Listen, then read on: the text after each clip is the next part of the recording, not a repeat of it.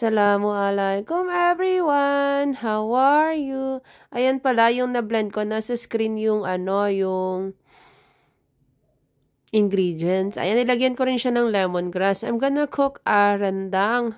Ayang dish na yan is sa Singapore, Malaysia, Indonesia. Tapos nilagyan ko yan pala ng pepper and salt. Tapos nilagay ko na yung lamb, yung tupa.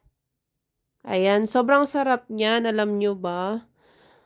Kamukha lang siya ng ng kaldereta, pero magkaiba talaga sila ng ingredients. Magkamukha lang sila, pero mas masarap yan. Ayan, nilalagyan ko siya ng kiresi, yung coconut paste. Sobrang sarap talaga niyan. Tapos, may mainit yung kanin mo.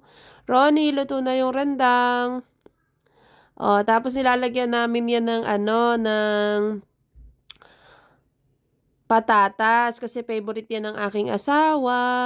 Favorite yan ng aking asawa, kaya nagluto ako niyan. Ayan pala yung ulam namin mamaya ng iftar.